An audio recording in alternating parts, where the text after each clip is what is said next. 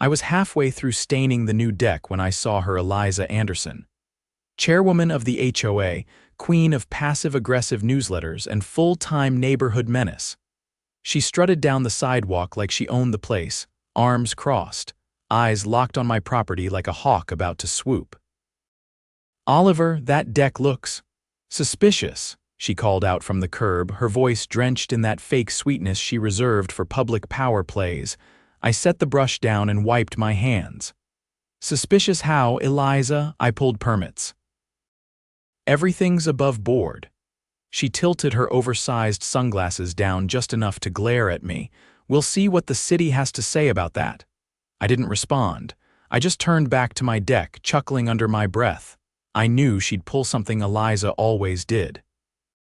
Last month, she fined my neighbor for excessive wind chimes. The month before, she threatened another family over a lemonade stand. This was just her latest attempt to flex HOA muscle. Sure enough, the next morning a white city vehicle pulled up. Out stepped a tired-looking building inspector with a clipboard and coffee in hand. I greeted him with a smile. "You Oliver Dawson?" he asked. "Yep, you're here for the deck." Got a complaint from the HOA, said it was built without permission. Figured I'd come take a look. I handed him a folder. "Here's the permit, signed, stamped, approved." He flipped through it, raised his eyebrows, and nodded. "Well, that's easy then. Mind if I check the structure?" "Go for it." He spent 15 minutes walking the perimeter, checking joists, measuring clearances. When he finished, he looked impressed. "This is solid work. Honestly, better than most I see." "Appreciate it," I said, glancing down the street. And right on cue there she was again. Eliza standing 2 houses down, arms folded like a gargoyle. The inspector followed my gaze. "She the one who called it in?" I nodded. He sighed and looked back toward her house. "Funny thing," he said. "I passed by her place and noticed something odd." "Oh, the second-floor sunroom she's got on the back. No permits on file." I raised an eyebrow. "You sure?" He pulled out his tablet, tapped a few times, and showed me the screen. I triple-checked. Nothing. "That addition's not legal." I couldn't help but grin. The deck she tried to sabotage had just turned into her own downfall. "You planning on doing something about that?" I asked.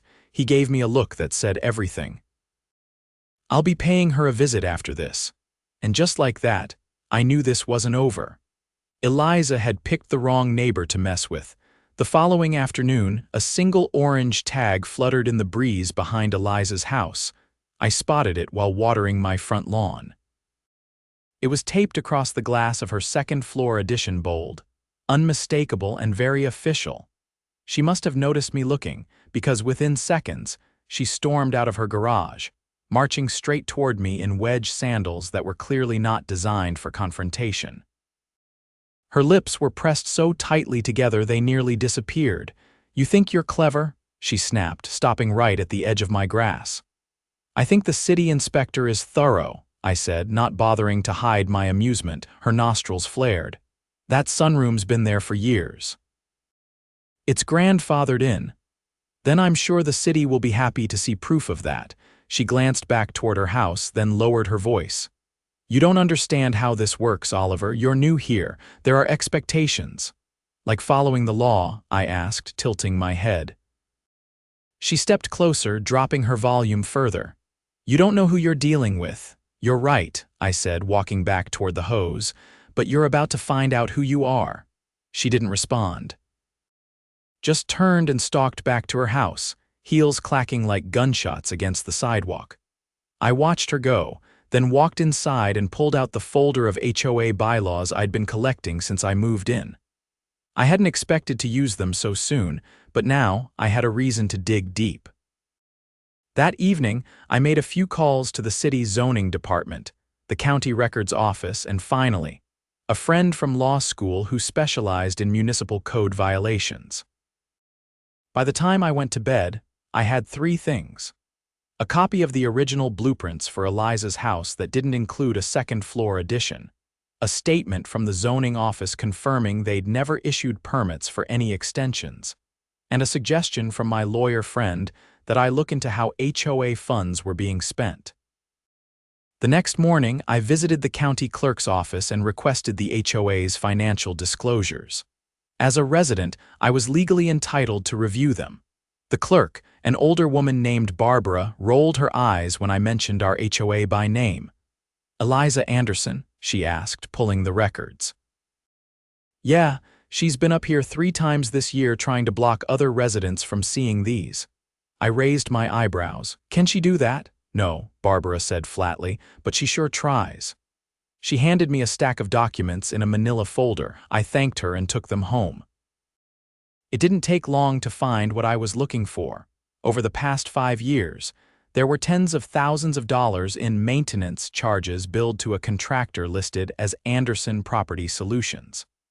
A quick search showed it was registered under her husband's name. Another entry caught my attention.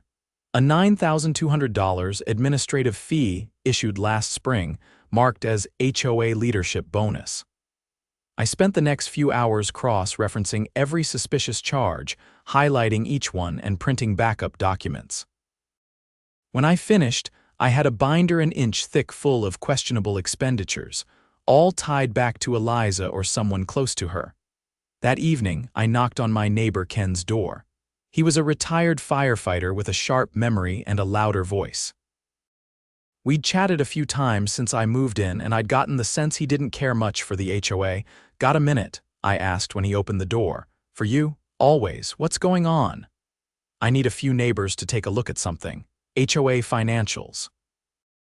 "I think there's been some misuse." He stepped aside and waved me in. "You're not the first to say that." "Come in." Within an hour, we had 6 people crammed into Ken's living room residence who had been fined for petty infractions, ignored when requesting repairs to common areas, or threatened with liens over minor landscaping disputes. I passed around the binder, explaining what I'd found. When Ken saw the payments to Anderson Property Solutions, he let out a whistle. "Her husband's company, that's a conflict of interest if I've ever seen one." "Exactly," I said, flipping to the next section. "And this bonus labeled as administrative, there's no record of a vote approving it. No meeting notes, nothing." Marta, a nurse who lived 2 streets over, pointed to one of the highlighted charges. "Isn't that the same company she hired to redo the clubhouse roof last year?" "Yep, and the work was never completed," I checked. "There's still a tarp nailed up there." We agreed to present the findings at the next HOA meeting, which was scheduled for the following Wednesday. In the meantime, I submitted a formal request to the HOA board to add an item to the agenda: resident concern regarding financial transparency and board accountability. The request couldn't be denied under the bylaws, but that didn't stop Eliza from trying. 2 days before the meeting, I received a letter in the mail, hand-delivered and unsigned. It was written on HOA letterhead and claimed that the upcoming meeting would be postponed due to unforeseen scheduling conflicts. I called the community center to confirm. The receptionist told me the reservation was still active and no one had canceled it. I printed that email and brought it with me to the meeting. Wednesday night, residents packed the room. I counted at least 40 people, more than any meeting since I'd moved in.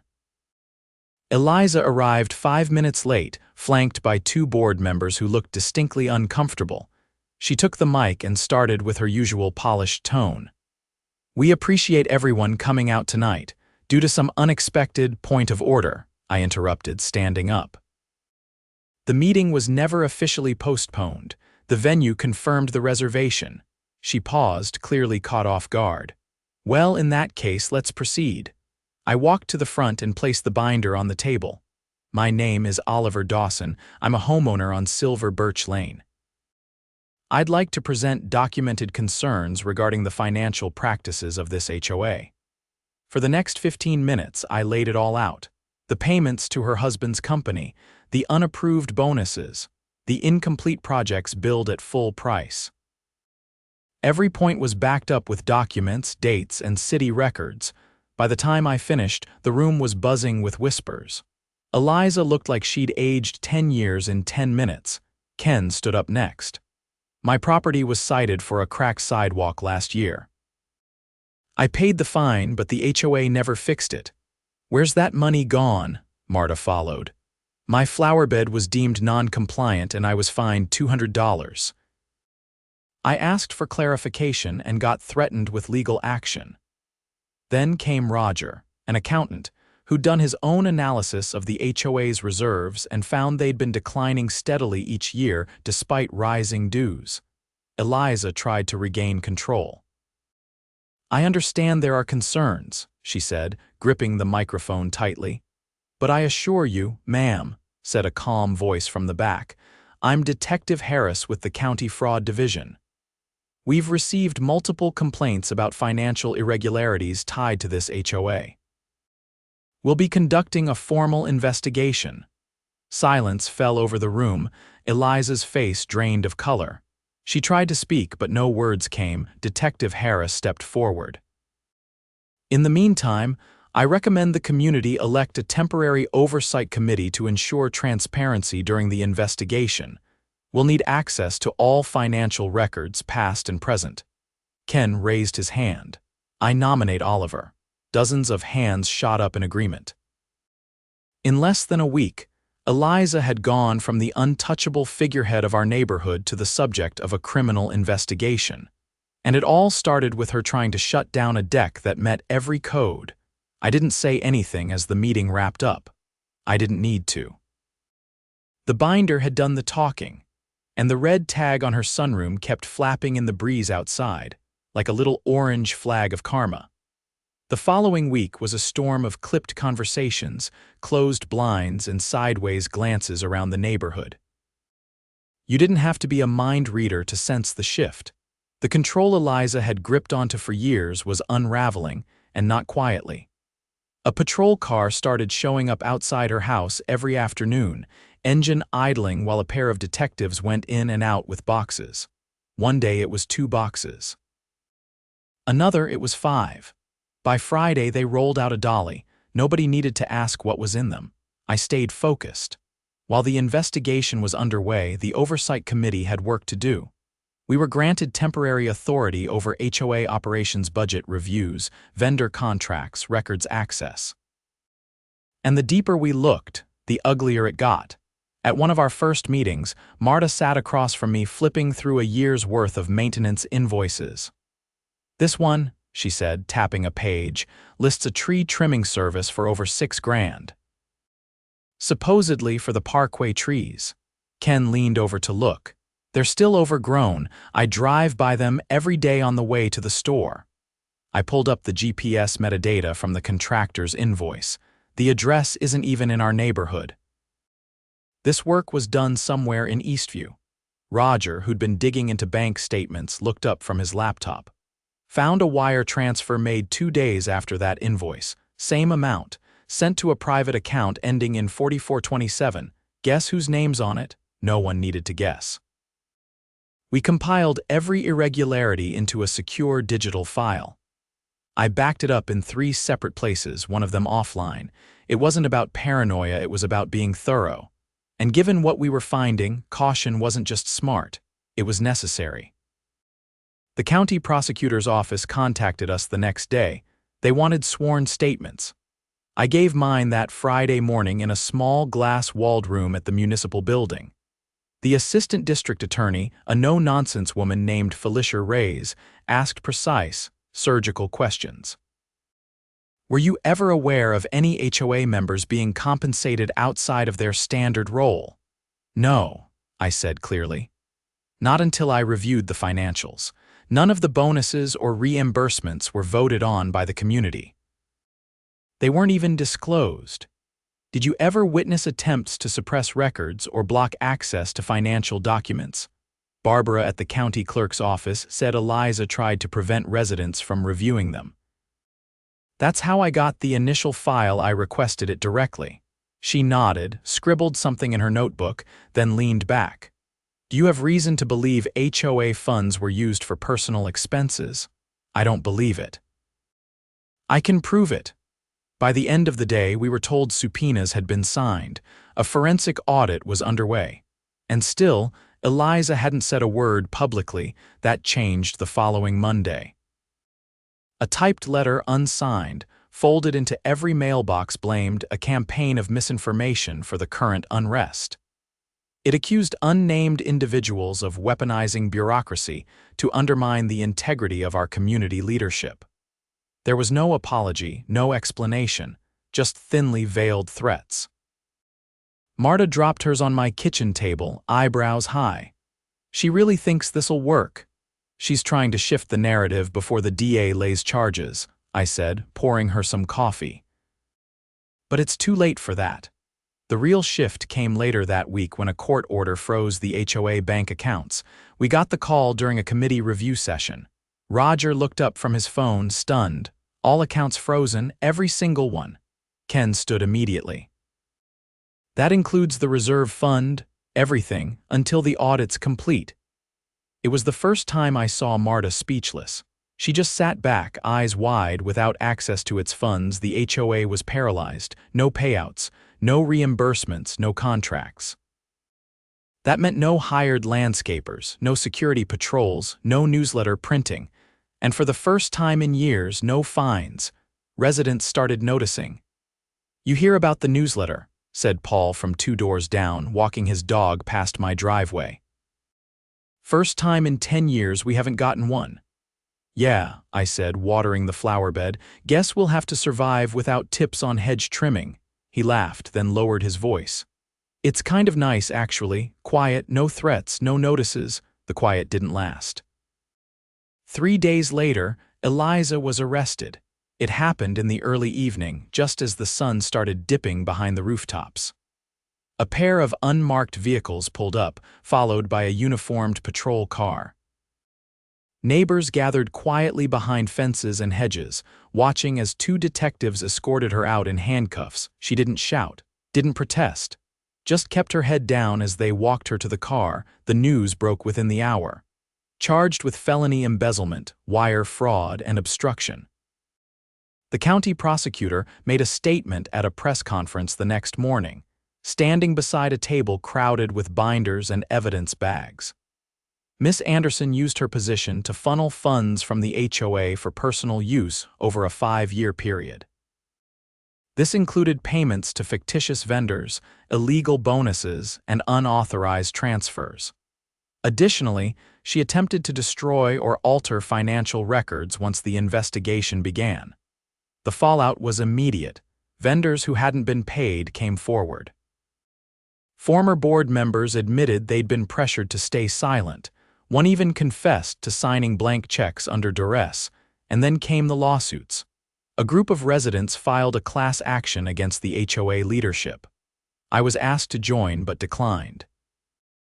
I wasn't interested in damages, I wanted the neighborhood fixed. We drafted a new charter. One that limited board terms, required dual signatures on all transactions, and mandated quarterly financial disclosures open to all residents. A rotating auditing committee was established, composed of volunteers who weren't allowed to serve on the board. The first open election in over a decade drew more than 24 candidates. Marta won a seat. Roger took over as treasurer. Ken declined to run, but agreed to serve as an advisor on infrastructure. I stayed on the oversight committee until the new board was sworn in. After that, I stepped back. One evening, a few weeks after the dust settled, I sat out on my finished deck, now fully sealed and looking better than ever, watching the sun dip below the rooftops. The neighborhood had changed. You could feel it in the air. Lighter. Less tense. A knock came from the gate. It was Detective Harris. "Mind if I come up?" he asked. "Not at all. You want a drink, lemonade?" I poured him a glass and we sat in silence for a minute. "You did good work here," he said eventually. "Just didn't like being pushed around." He nodded. "We don't see many cases like this where someone catches it early and actually follows through." "I had help," I said. "Couldn't have done it alone." He stood, brushing dust off his jeans. "She'll probably serve time, not as much as she deserves, but enough." I nodded. "Better than nothing." He looked out at the street. "You have any idea how rare it is to see a neighborhood recover from this kind of mess? We've still got a ways to go. But we're on the right path." As he left, I leaned back in my chair, watching the last rays of light stretch across the deck boards. The same boards Eliza tried to use against me. The same deck that started all of this. Funny thing about building something right, it holds up. Even when the foundation around it starts to crack. The first board meeting under the new leadership took place in the same rec hall where Eliza had once stood with her arms folded like a judge awaiting sentencing. This time, the folding chairs were arranged in a wide circle instead of the old classroom-style rows. No podium, no raised platform, just neighbors seated as equals. The change was subtle but deliberate. Marta stood up first. "We've uncovered a lot," she began, holding a clipboard without looking down at it. "But there's one matter that hasn't been addressed publicly yet, and we think everyone deserves to hear it." She nodded toward Roger, who opened a laptop on his lap and connected it to the projector. "During the audit," he said, "we found a series of withdrawals that didn't make sense. They were logged as legal retainer fees, but the firm listed doesn't exist. We traced the account those payments were going to, and it didn't belong to Eliza or her husband.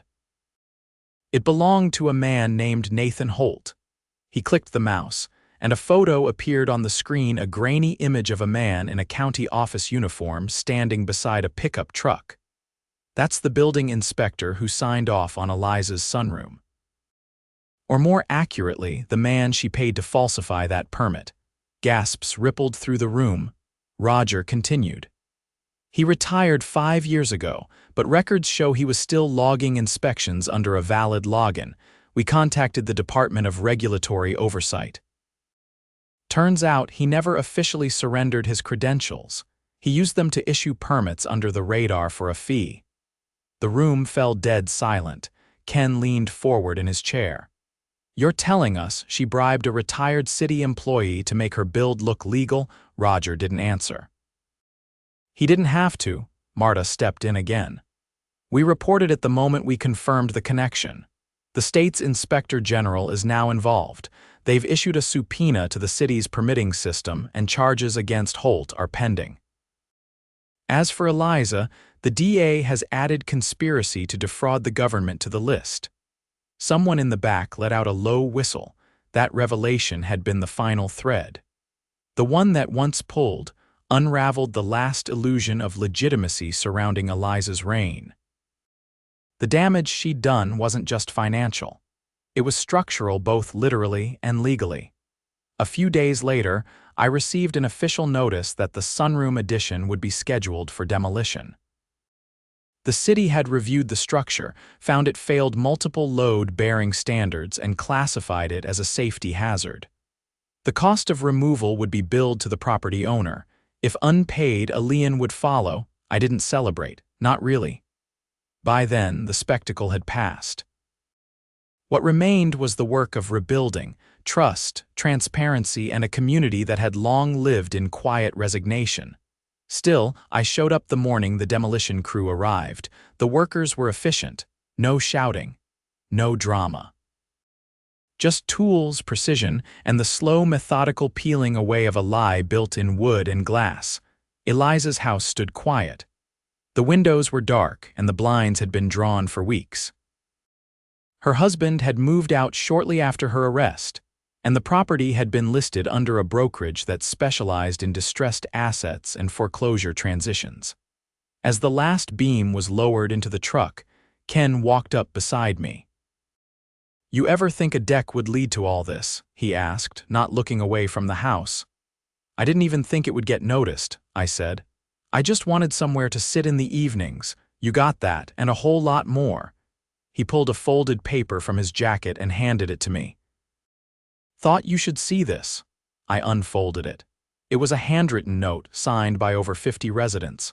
A petition not against anything but in support. It asked that I consider joining the city's neighborhood planning committee. A volunteer civic role, but one with influence over zoning decisions, public works, and yes, even HOA oversight. "You think I'd be good at that?" I asked. "You already are." I didn't give an answer right away. I carried the paper home, set it on the table, and stared at it for a long time.